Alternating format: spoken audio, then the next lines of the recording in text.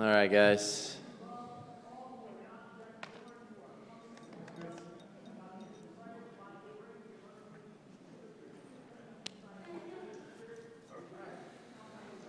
All right, so this is going to be, title of this is Evangelistic Church websites, but focus, my specialty is going to be kind of going over some SEO strategies and tactics to help you guys build the visibility for churches or personal businesses. But I guess the overall strategies kind of can work for both. But the focus here is really just to use digital marketing to expand the kingdom, right? So we will jump in.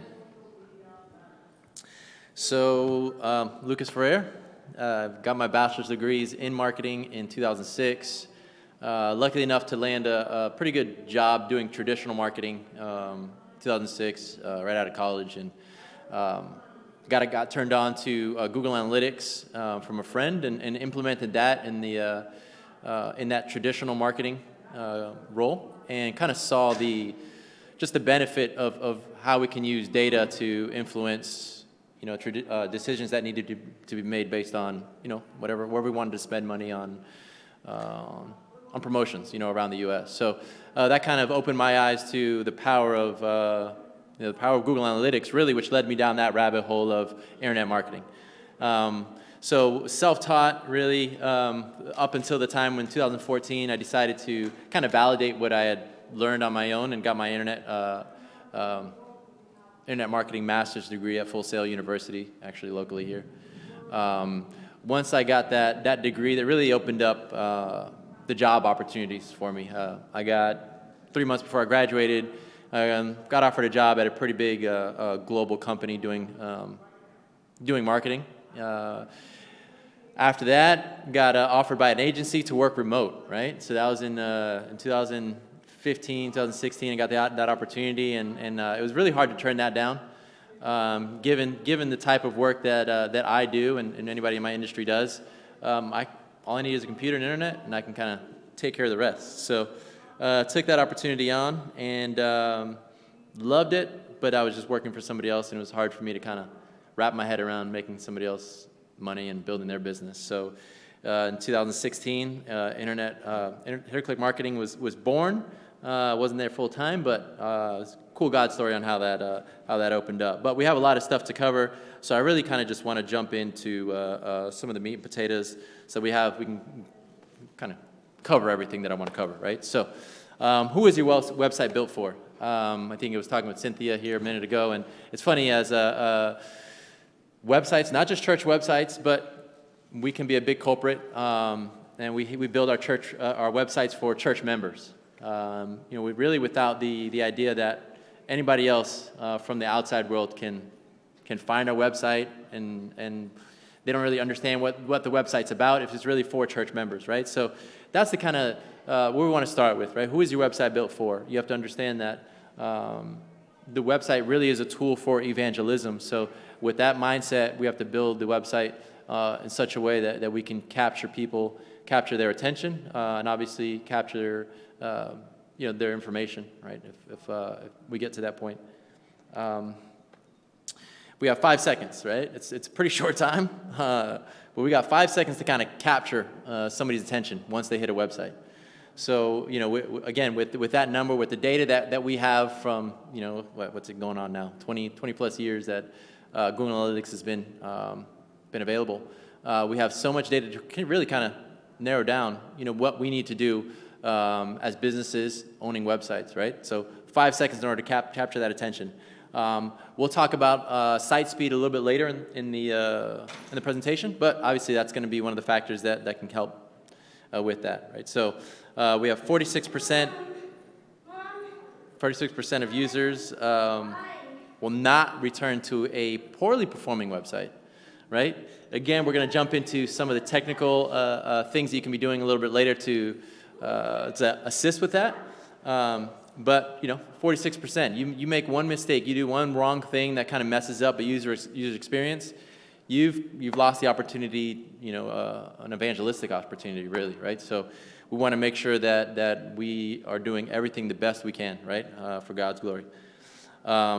So this should be a simple one, right? But your website should be responsive. You have a website, if I type your URL in on my phone, things shouldn't be like scattered everywhere, right? It should be easily read on a mobile phone, on a tablet, and on a desktop device, just as easy, right? So make sure your website's responsive. That's huge. And Google now has a mobile-first index. I mean, they've had it for a couple years now.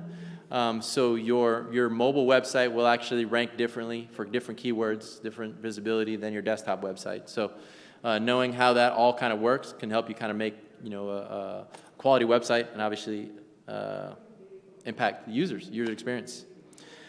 So we're jumping into how search engines work, right? Again, for those of you who are new, we want to kind of lay down some basics. We have a website. Your web pages are uploaded to their servers. A Google bot, little spiders, can kind of crawl in. They crawl in the back end of your website to determine what the page is about, the data, the images, the video.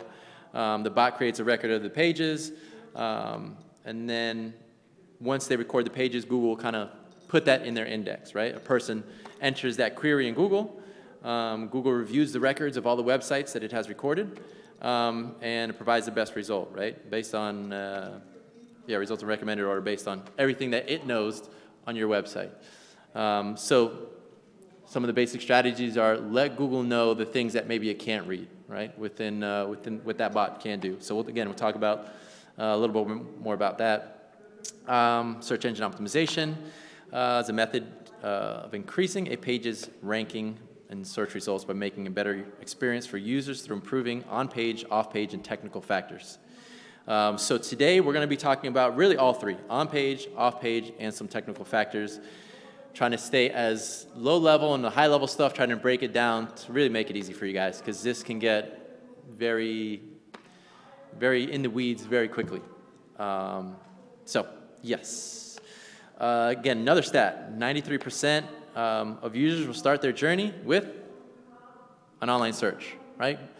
So out of that 93%, Google, I really don't know the recent number. Last time I looked, 63%, 64% was Google's market share of online search. So within the world that I live, we bow to the whims of Google. Everybody else is second best. We don't care what Yahoo does, what Bing does as far as their algorithms and how they affect your website's rankings. We really want to focus on Google, right? So understanding that too can help you. There's another presentation I think somebody's going to be doing and talking more about Google My Business, but huge, right? So you have 46% of users on Google searches are for local businesses. So understanding that really can help you underscore the importance of having your local business listings set up correctly and optimized. So keyword rankings. So we kind of talked about, bot crawls your website, looking for all this data, looking for this stuff. But keyword rankings is basically how Google reads your website and determines where you're going to be ranked, right? If we type in church in Orlando, based on the content that's on the website, how many pages, everything, Google would determine where the Orlando church is going to be ranked, right? That keyword ranking. So the job for us as digital marketers is to, number one, help that one page rank well for Orlando Church so that we are number one, number two, number three. We're at least on that top three, right? Definitely not on the second page, right? For something as important as the Orlando Church.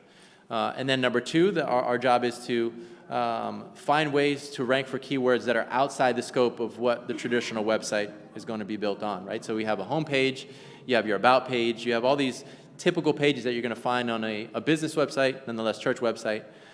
So how do you rank for, did Christ die for us, right? Like, how do you rank for that phrase? How do you rank for, why are we here, You're not on a traditional website with traditional pages, you're not. So finding ways to develop content built around certain keyword phrases can help you rank for those keywords, right? But it's all got to be content driven. We'll talk about that a little bit later too. So subsection strategies, we got meta titles, meta descriptions, alt tags, alt text, site speed, content development. AMP, Accelerated Mobile Pages, off-site factors, technical factors, tools to get started, and Google Grants. So this is basically the summary of what we'll be going over. This presentation, I'll give it to you guys once we're done. If you guys want to, you can email me, I'll give this to you too, so just so you guys are aware. So this is a screenshot of a search query that was taken on Google in 2020. And so this, I just wanted to break down what that meta title is going to look like, right? So for Broward Church, we put in, church in Broward County, and then their slogan, a church not for ourselves, right? So specifically, we wanted to create we created the meta title based on search queries, search volume. So people were typing in church in Broward County. We wanted to get a little more macro. So we did church in Broward County rather than church in Davie.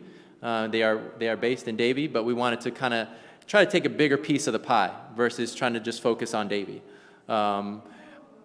It turned out we were naturally ranking for Davie-related keywords. So again, we went bigger. We went for a bigger fish, which was church in Broward County. But this is what that search result's going to look like, right? So you guys can be aware what physically somebody will see, when they type that in based on that meta title that you look like. We'll get into how to implement that here in a little bit too. And then your meta description. This actually doesn't have anything to do with SEO per se, but it has everything to do with user experience, right? So that search result that somebody just typed in, they see church in Broward County, church for ourselves, not for ourselves. That description had something that should draw them to click. It's just an extra thing to draw them to click on that link, right? So again, we want to try to create meta descriptions with the idea that it's another engagement opportunity to get people to click on your link, take you to the website, and again, take them through that funnel that you're trying to create on the website. So here we get into some of the meat and potatoes. I chose WordPress, Squarespace, and Wix because those are traditionally the most popular website platforms to build a website on. And I've seen a lot of churches build their website on one of these three. So again, trying to not get too high level, but trying to actually give you guys some practicals. This is the back end of WordPress. This is using Yoast, which is the most popular SEO plugin that's available. So if you have a WordPress website, you would download Yoast. And then this is what your back end would look like on a specific page, right? So for the Orlando church, we have the SEO title, and then we have a meta description, right? So you can see for them, church in Orlando, non-denominational church, the Orlando church, right? So I chose to add two traditional keywords, right? We have the church in Orlando, a great keyword, and then non-denominational church. And then the Orlando church is the church's name. So that's kind of like a third keyword wrapped up in that meta title, right? All staying within the confines, of how many characters we're allowed to use within the meta title. And then the meta description, something simple, but something that hopefully can help people understand what the goal of the website, the church is. So pretty simple to do, right? On each page, you have the opportunity to do this on every single page of your website, right? So again, that's just the way to do that on WordPress, meta description. Squarespace, a little bit different. You have your back end, you have SEO, the SEO section once you go to page settings, and then you'll see those SEO title and then the SEO description within the settings there for Squarespace. Again, it's all kind of the same thing, but it's all packaged a little bit differently within these CMSs. And then we have Wix, right? So again, Wix, site menu, you click on that three little characters, SEO basics, and then we have, meta title, meta description. Again, all pretty simple, but I wanted to give you guys some practicals because I've done this before. Once I start talking about do this, use this plugin, do that, on this one, do that, I get a lot of like deer in the headlight look. So trying to break it down a little bit simpler and decided to add this to the presentation, right? So we're going to jump into alt tags. So alt tags are basically a description of your images, right? So you have, 3 images on one page. That crawler that Google has, if it doesn't know what the image is about, you won't get any SEO credit. You won't get any benefit to that image. So what we do, in the SEO world is we're going to add alt tags to that image. Alt tags were originally used for those who were visually impaired to be able to understand what the image was about. But SEO people have figured out a way to use that to our benefit. And obviously, it's now just a commonplace SEO tactic. It's really to add descriptions to the images on the back end of each of those platforms. So you can see here, again, just another Google screenshot. The Broward Church, their logo comes up as their second, the second image within the search for church in Broward, right? So not that people are searching for churches based on images, but it just gives you an understanding of where this would come into play, even though obviously in the whole SEO strategy, it benefits the whole website to have the alt tags in place because it helps Google understand what the image is about. Without that, you get no benefit for SEO sakes. So jumping into WordPress, what that looks like here. We have, well, let's start with the file name. We didn't really talk about that, but that's one of the things that I see that's not done correctly a lot. I see img_0009, whatever picture image that your phone took, you get this random string of numbers and letters. Your picture image should be, defined, right? Right-click it before you upload it to your computer, have, the right image descriptor within the image name. And then from there, you can copy and paste that into your alt text, right? It's really easy after that. So you have your alternative text, single ministry at the Broward Church. So now Google, when they crawl that page, they see the content for single ministry, and then now they see the image, and they understand that the image relates to the content, and then the meta title, which obviously relates to all of that, which is single ministry in Broward County, right? So it all has to encompass, one or two keywords, when you're targeting a specific page. So the alt tags help you manage that and optimize and take advantage of that. So Squarespace, again, we're going over the three platforms. You're going to right-click an image, and then you'll see the opportunity there to add alt text, right? So, and then Wix is a little. I mean, they all have their little quirks, right? So we have the image. You're gonna see a little gear symbol. Once you hit the gear symbol, you'll see the opportunity on the bottom left to add the alt text, the alt image. So. Now we're going to get into a little more technical stuff, website speed. So, quick question. Does anybody know the two main things, or at least in my opinion, two main things that can slow down a website?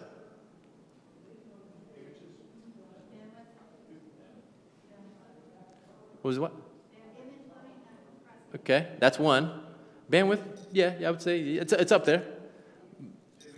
Videos. Right? So images and videos are the two biggest culprits that I've seen, two biggest, right? Obviously, there's so many more factors that encompass how, a website can get slowed down. But, if we go back to, actually, let's see here. Yep, image speed. Here we go. So here we got, the same Broward, same slide, but, we're looking at the image size, right? So we got 800 by 400, kind of big, honestly, but it's easy for you to take the picture, the great picture of that stage performance. Boom! Oh my gosh, it's gorgeous. Put it up. That's the background of a home page, and the thing is like 10 megs. It's the biggest picture ever, and it's going to take 10 seconds by itself to download, right? To upload when somebody's on the website for their first time.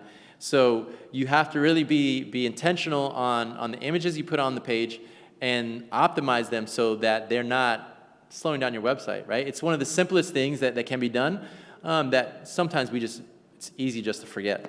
But here's the dichotomy, right? So we have nice, clean, 10 megabyte image that looks great, and you have a slow website versus, now you slow it, you shrink it down a little bit, and then there might be a slight grain, a slight grain to that image that just might drive you bonkers, right? So it really is, there's no easy answer, but obviously you want your website to be fast.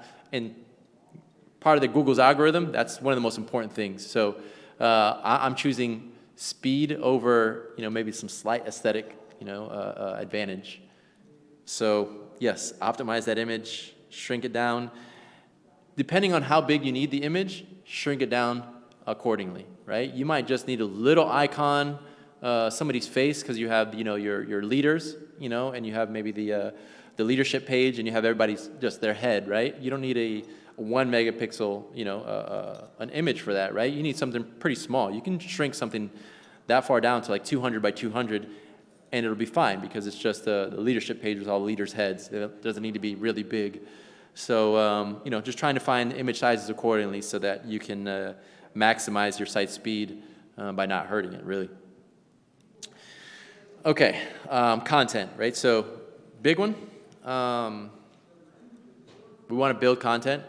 That's going to help us to expand the website's visibility, right? So, we talked about earlier, the biggest thing to do is to get one page and help it rank, and then once we figure that out, figure out how to rank for things like, is God real, and so that's where content comes in, right? So the biggest thing that the church has going for it right now is we have content being pushed out every single week.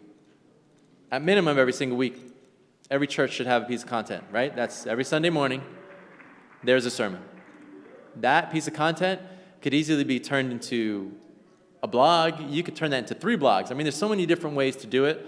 Broward's done a great job at turning their Sunday sermons into like shorts on YouTube, as well as having their full-length sermon on YouTube. So if there's anybody to kind of look at, you can kind of look at Broward's YouTube channel. They've done a really good job at utilizing one sermon to compound and kind of create more, right? But we have EAT, right? So EAT is a relatively new Google algorithm update. It means expertise or authoritativeness and trustworthiness. So essentially, what this breaks down to is when you're creating a piece of content on your website, you want the person that is the creator to be of some authority, right? So if your lead pastor does a message on Sunday, you put out a blog or something, within that content, you don't want the author of that blog to be somebody that's not even part of the church or admin, right? You can sometimes like default is admin, on a blog. Simple stuff that you can do. So right now your pastor, the evangelist, is probably the most authoritative person to be pushing out content from your church, right? Not saying that, if the intern creates the blog, they shouldn't have their name on it. For SEO purposes, your pastor should have his name on it, right? Now, if you guys want to discuss within your church and determine who should have kind of that credit toward it, I don't really care, right? But from an SEO perspective, that's where E comes in, right? So, when you have any business, you want to have the most authoritative person being the author of that blog, right? So, yes, and part of that trustworthiness. So E kind of, the E and the A kind of go towards that, the authoritativeness. Trustworthiness really talks about, your website, how safe it is for users, right? We're going to talk about that in a little bit, but is your site trustworthy, right? So has to do with SSL. And again, we're going to talk about that in some of the technical sections later. But is your site trustworthy? Are they having any issues on your website? Is it safe? Is your website safe? So that's what we're building content around, understanding that we need something from somebody who's credible, and then that the website's safe to navigate. Okay, so we got now for writing for SEO. So again, some basics. Is the content value of the reader? Do they stay? Will they share it? Do others link to it?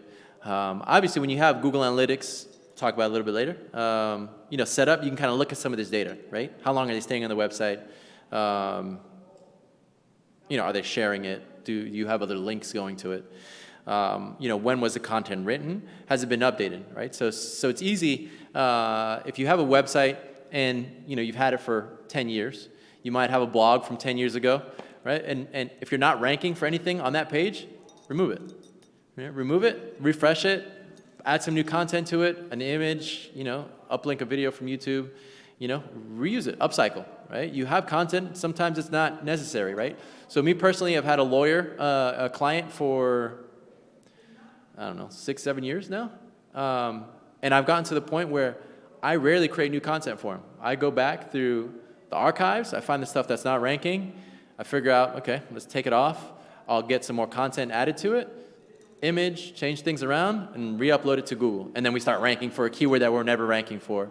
Because sometimes the staleness, that just stays off Google's radar. When you upload it, it's fresh on their radar. So you guys have archives and archives and archives of data, may not be on your website, but you got so much stuff, that's in the archive. You guys should not have any issue pushing out content.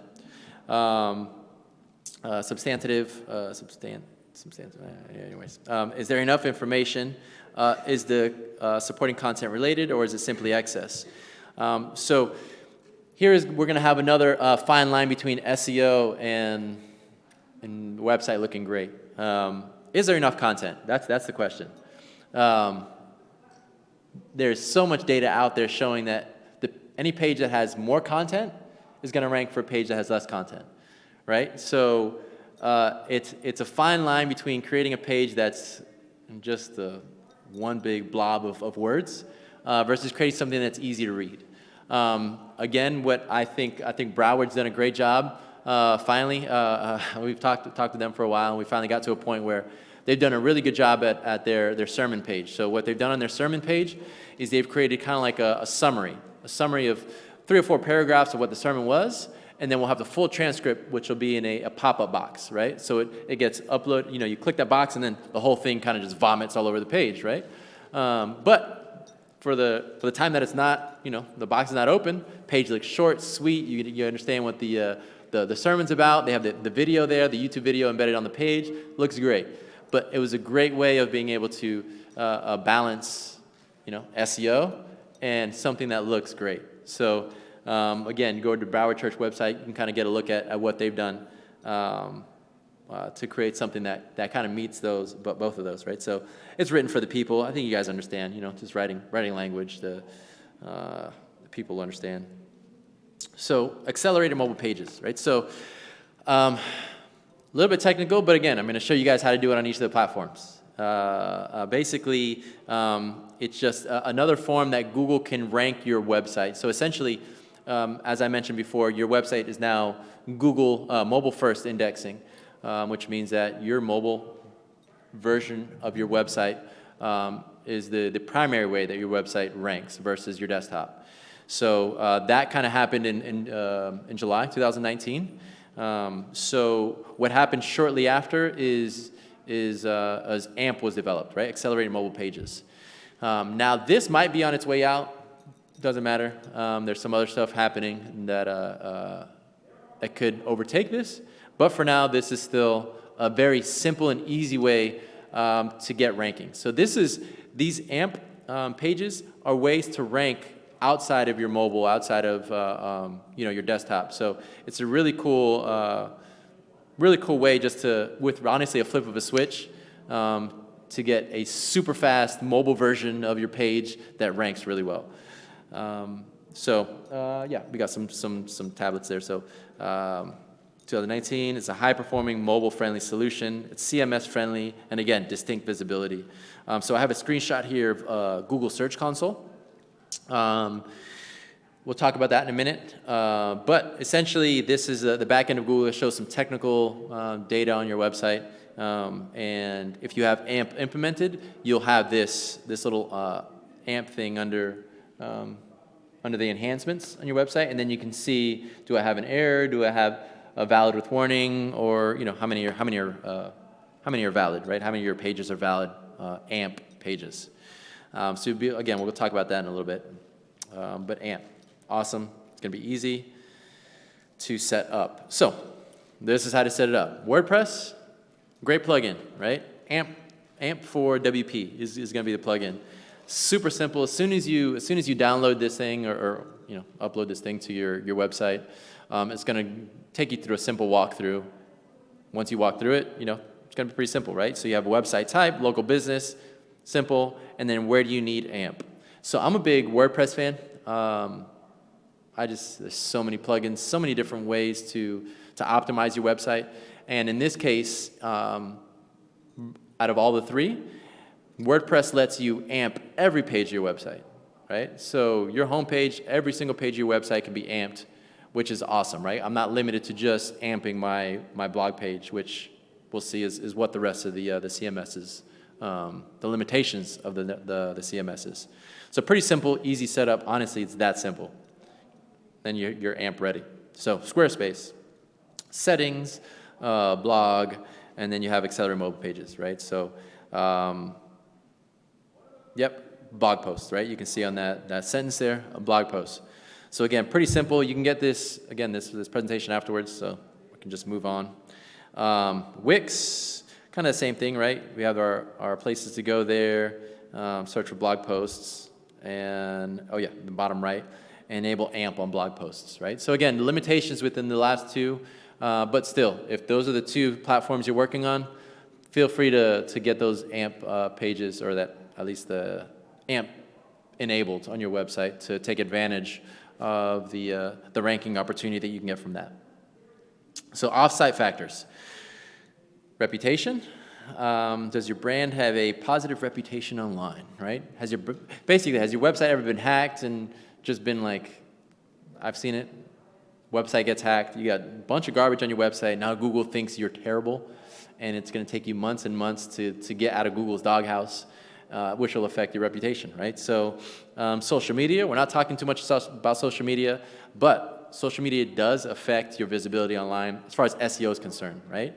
So if you're active on social media, you're getting the engagement, it's a benefit to SEO, right? So your history, has a website. So based on my search history, what I've searched for, I'm gonna get different search results than Cynthia, right? That's based on these different, our histories, who we are, we're gonna get different search results. So that's gonna affect our search result when we type in a search.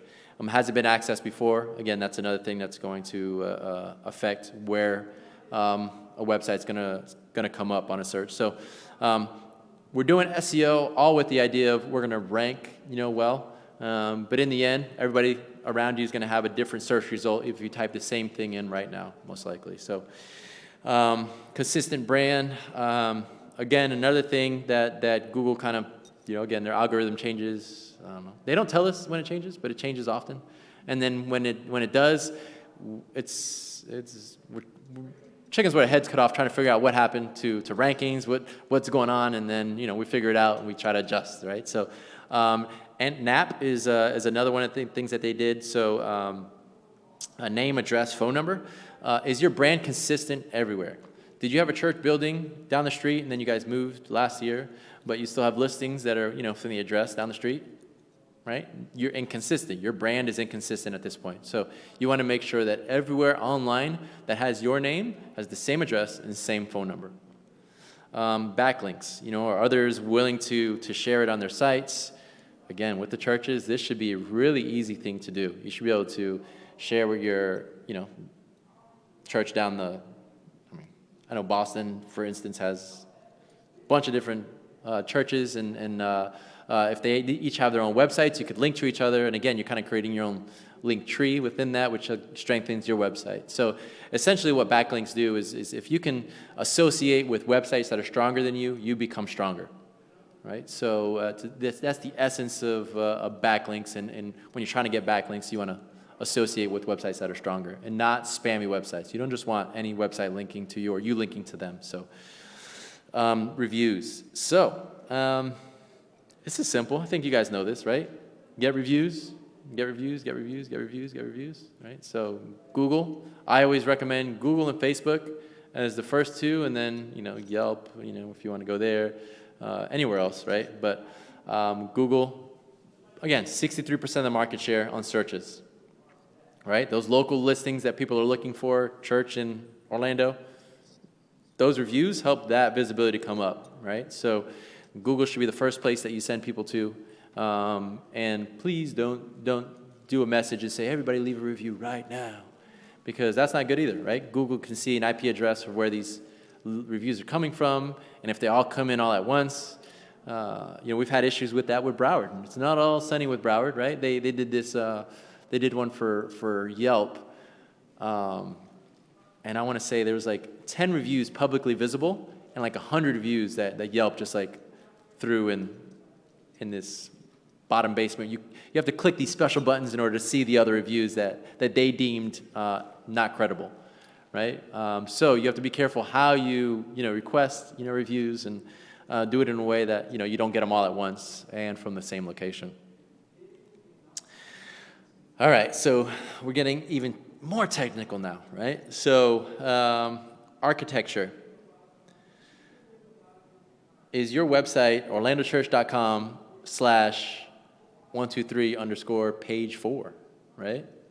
That domain is not good, right? You want to make sure that your domains make sense to what the content of the page is built around.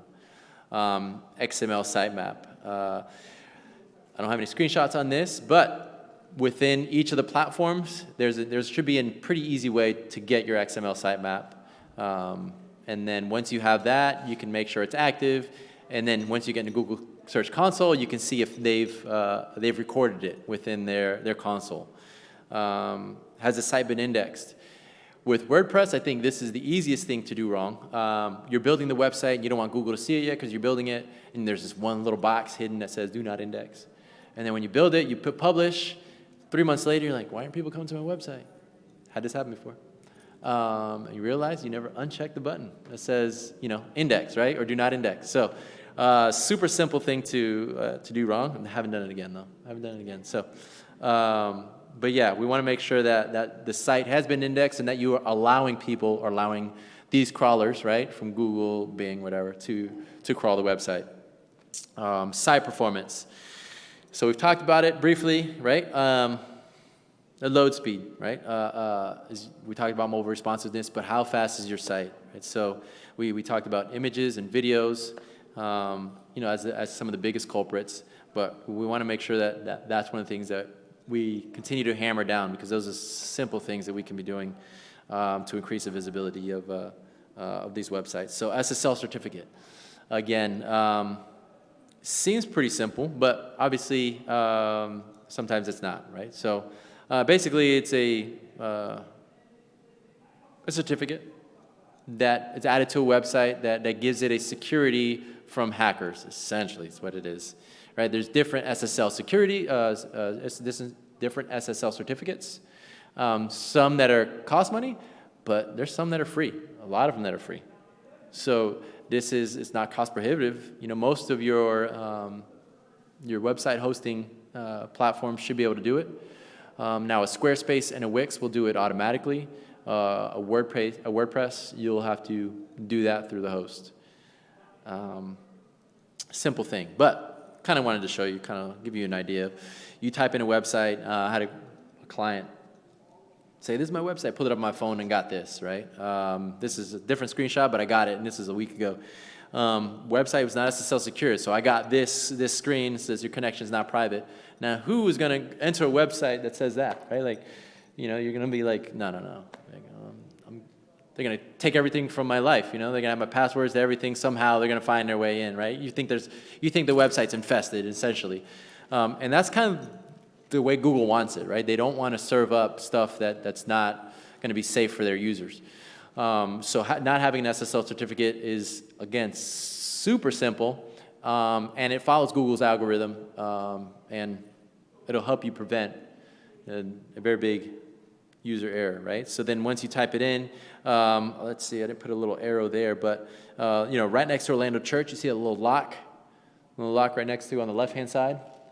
There's a little padlock there. That means the site is SSL secured, right? Something as simple as that, right? So we see the last screen says not secure right next to the URL, and then this one, we have that little secure thing. So that kind of tells you, so you can go to your website and see, does it have a little padlock? You're good to go. But you want to make sure every page has that padlock too. I've seen a lot of websites where homepage is padlocked, but other interior pages are not. So you guys want to check that out, make sure that's good to go. So obviously this is tools to get started, pretty simple. Your website, you need access to that. Google Analytics, man, this is the mothership, right? So mothership of the data, right? You have your website, but this is where you're going to go to kind of check out things, right? So from here we can see how many people have come to your website yesterday, last week, last month, last year. What pages are they visiting? How many people are leaving? Why are they leaving? maybe not why are they leaving, but you can kind of get an idea. Once you've looked at data long enough, you'll see that there's a high bounce rate. People that aren't stay on the page for a second and they leave, and you look at the page, you're like, oh, okay, I can see it, right? So Google Analytics gives you a ton of data, so much data, and it's a free tool that Google gives out, obviously because they take all of our information, so that's the give and take.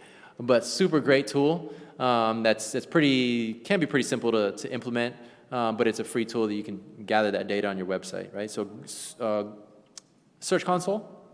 Again, this is another tool from Google, and this essentially shows more of the technical side, the technical factors involved in the website.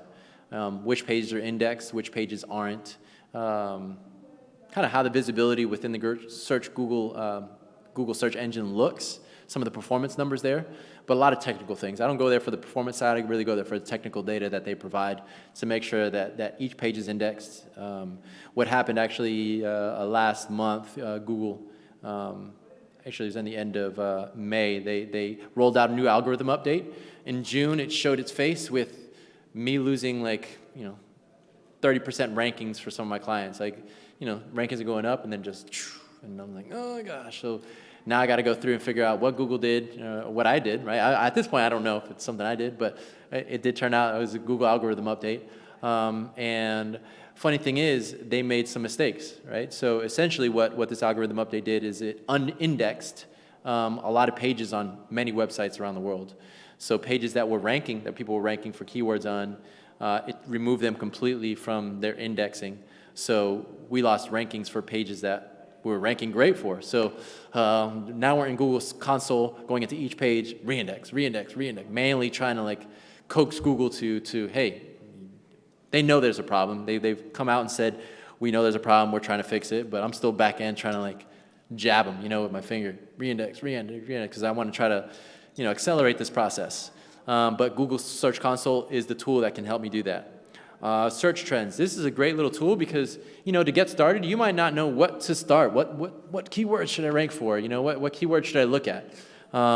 This tool is great because now you can look at, even within your specific city, you can type in church in Orlando and see how many people are looking for that. And then you could type in Orlando Church and see how many people are looking for that within the same screen.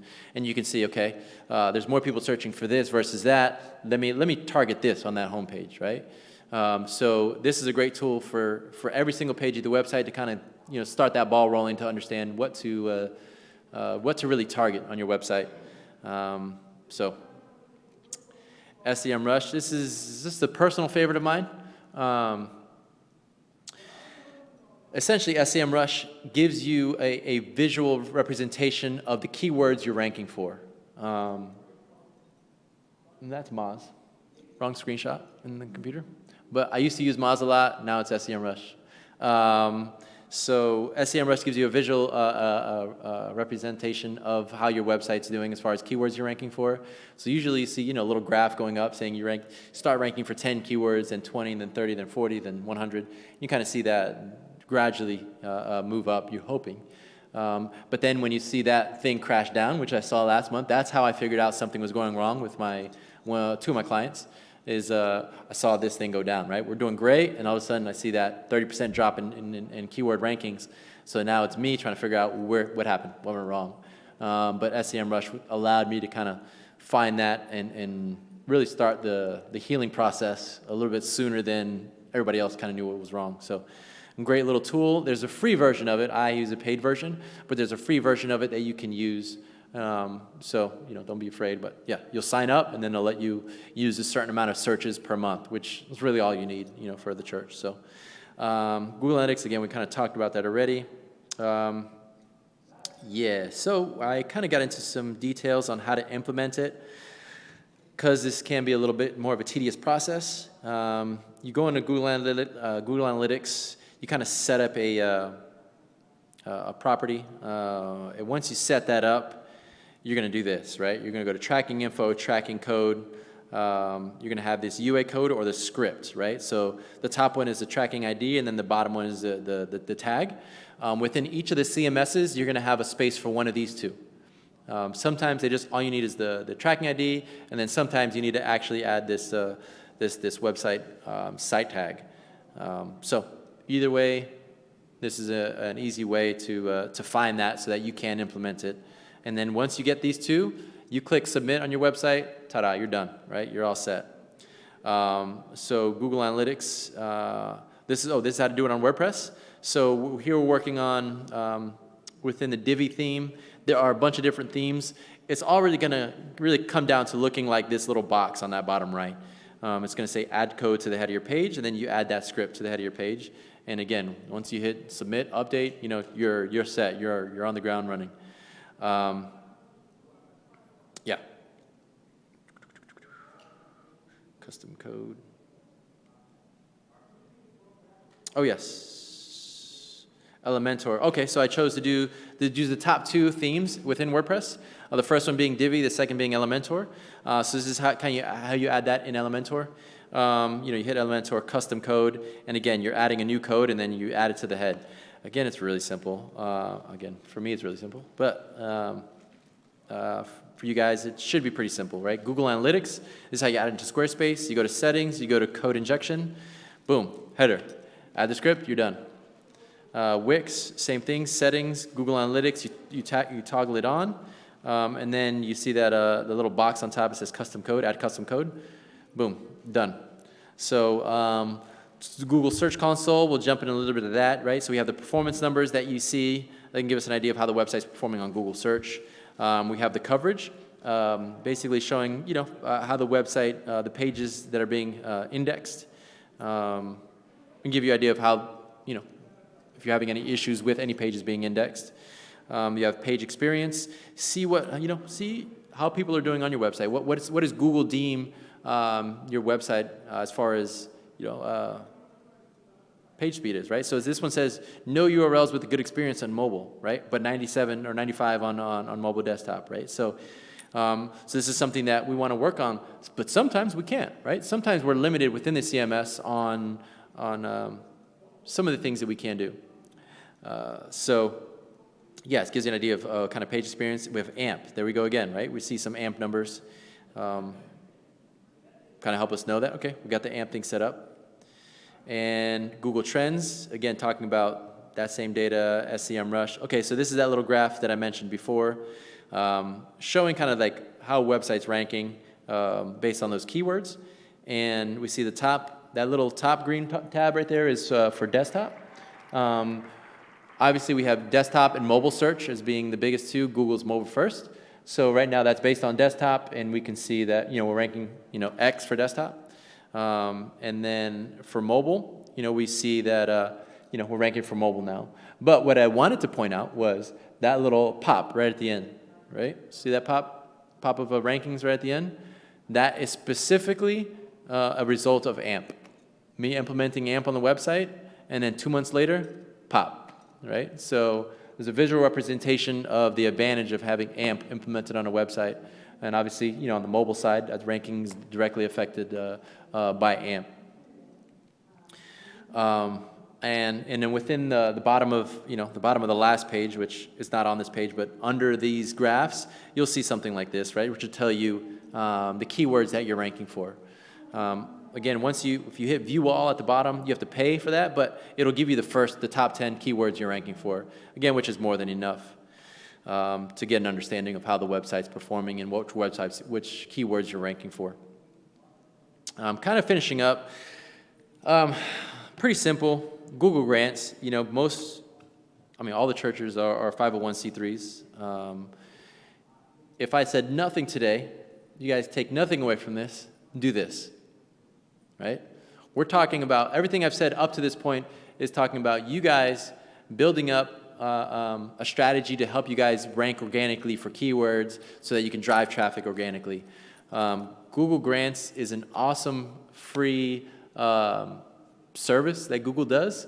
And essentially, you get $10,000 worth of free ad spend each month within their AdWords PPC platform, right? You won't touch that, really. You are not going to get close to $10,000 worth of ad spend. But you're going to rank above everybody else, you know, in the, on a search, and it's free, right? So you don't have to do anything, and you can drive traffic to the website. You know, all you got to do is get Google Grants set up. So it's the easiest thing to do. I left it for last because I want it to be kind of this last impact that I can kind of drive home into your heads. $10,000 worth, along with the Google Suite. So if your church doesn't have, or if they're paying for email service, or they don't have a good cohesive email service, you can join the Google Suite and get all your emails at, they're at your church, but they're based within the Google ecosystem, right? So you're part of the Google Suite. You have access to the cloud and all the platforms and apps that work within that. Awesome product. This should be a no-brainer, right? You don't need to hire somebody for this. This should be something pretty simple to do, right? So do this. It's a little bit pain in the butt to get set up, honestly. But you can, there's Google people that'll help you figure out exactly what you need. Obviously, you'll need documents of a corporation to send over to them and to validate you are who you are and everything. But once you get it set up, free traffic, it's pretty awesome. So with that said, I think we're 55 minutes in. That's it, man. I try to cram a lot into a little bit of time, and I think I did pretty good. I got it. Yeah. 8 minutes left. So I got 8 minutes left. So with that, honestly, just wanted to open up, see if anybody had any questions, any comments, anything that I could really answer. Yes? How do stock photos affect your rankings as long as you rename them to be relevant to your site? 100%. Yeah, stock photos. I'm a big stock photo fan, right? It's hard. For churches, actually a little bit different, but for my typical clients, it's hard for me to say, for my lawyers, hey, go take a picture of yourself, or go take a picture of this, go do that, right? They don't have time, right? So stock photos all day. Churches, I mean, you might have a great opportunity to use your own custom photos, but to answer your question, yes, rename, use custom alt tags, and Google doesn't know any better. So that bot can't read an image, right? It can't physically read who's in the image, what it's about, so we have to tell it what the image is. So yeah, those stock photos are more than fine. Yeah, you're welcome. I'm in the Facebook church. Okay. Our website is just getting off the ground. So Yeah. would we like to do a later church as far as, a bigger church? Yeah, and ask the Orlando Church to link to you guys. And you link to us? Is that what Yeah, ask the Orlando Church. Yeah. And I mean, you just want to send me an email, I can find a place to put it. But yeah, so exactly, you want to be able to associate. Your guys are close enough, right? There's an obvious association there, right? So it's not that, we're asking, even though it wouldn't be bad to maybe associate with the church in Seattle, right? But, there's a local presence there that makes the connection, obvious. So, yeah. Yeah.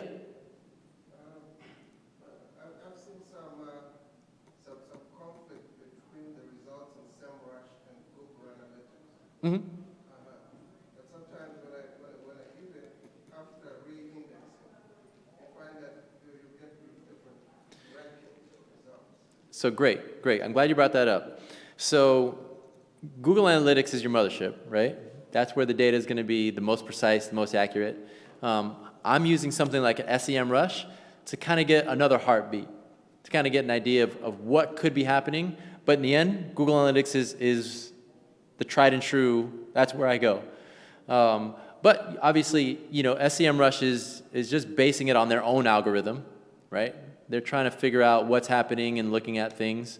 But I use a bunch of different services just to try to make sure that I have a full grasp of how a website's doing. Because sometimes, you're looking at Google Analytics data, you're ranking great. July was a blockbuster month, right? But in SEMrush, your rankings dropped that same month, which means August, your rankings in Google Analytics most likely are going to crash too, right? You're going to have less traffic going to your website. So it's good to have different areas. They don't always match each other, right? Most of the time in my work, in my experience, I've seen them pretty much, they go along with each other, right? There's a growth in analytics. There's usually a growth, within SEMrush as far as keywords are concerned. But sometimes they're not. Sometimes they're off in different directions. So Google Analytics is always the mothership that I always go back to. But great. That was a great question.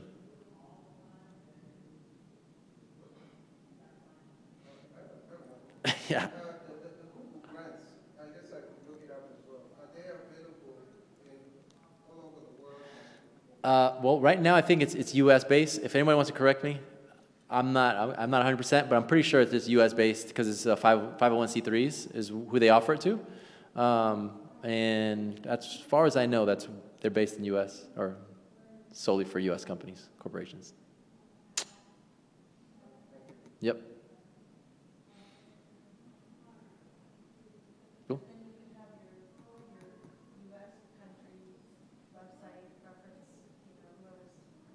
Yeah, I mean, yes. So there are some opportunities there. Again, $10,000 worth of ad spend, no church is going to use that, right? It's ridiculous. Unless you're doing some type of US-wide campaign. But most of the time, you're going to focus on your niche area within your ads because you want to drive those people to your church, right? You're not trying to drive somebody that's 1,000 miles away to your church.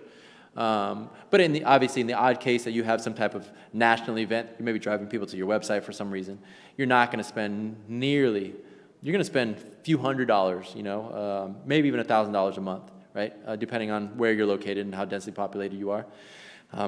But as she mentioned, potentially for those churches that have it, the issue is no, you can't. You can only use one URL within Google AdWords. Yep, you'd have to create 2 different accounts, so yeah, that won't work. Clever idea, but no, okay. Do they still limit the CPC? Yeah, $2 a click. You can't go above $2 a click. But Or you're limited in the exposure for it? Sure. Yeah. So basically, if any other churches are willing to pay for their clicks rather than using Google Grants, and they'll pay $4 a click, Google Grants limits you to $2 a click, right? That's their limit. But I haven't seen that be a pretty big issue for any of the churches that are using it, because basically you put in a ton of keywords so you rank for something that has to do with the church. But I mean that's a good point. Yeah. So you know how everyone's doing their community outreach services and stuff like that? Should we be linking like Daily Bread and all the things that we're doing as community service? Like, should we be doing the same thing with the other churches? Say, hey, can you get on your link? Can you get on our link? And we'll cross-link you, like the food pantries and the other service activities. Just with more clicks because everybody knows Daily Bread, right? That we're- Yeah. I mean, obviously, I don't truly understand the question, but any way you can kind of cross-link and cross-promote, I think it'd be a benefit, right, of what you guys are doing. We have it on our link for our service project already, we just don't have an actual link to them. We just have, we serve Daily Bread on this Sunday, we serve, these guys on this Sunday, we serve these guys. Because like if you go to, Okay. like Florida has the 211, the 211 thing, or you know what that is? Okay. Sorry. All charities, if somebody needs a charity, they go to 211 and it links them to all the other charities. Oh, gotcha. It's like 411 Mhm. for charities. Yes, yeah. They would link, that they're out there Mhm. already and they're well known. Yeah. So obviously, a link from 211 would be awesome. Even if you wanted to link to 211. Essentially, you're just trying to link to credible and get links from credible websites, right? That's essentially what it is. The more you link, the better it's going to be, the more links you get. So, I like the creativeness and the gears going on in your mind already, right? You're trying to find different ways to do it. So that's great. And that's what it takes. It takes being creative sometimes to get these links, from different places. So that's awesome. So I have some cards up here. Feel free to pick some up. I rarely use business cards anymore, but I have some here. So if you want to pick one up, feel free to text me, email me. I'm more than happy to answer questions that, after this conference. I want to help the gospel kind of move forward through the digital means. So if I can answer questions and be of assistance in any way, I'd like to do that. So, and if you want to get my card, email me. I'll send you over this presentation too, so that you can have, if you want it. Thank you guys.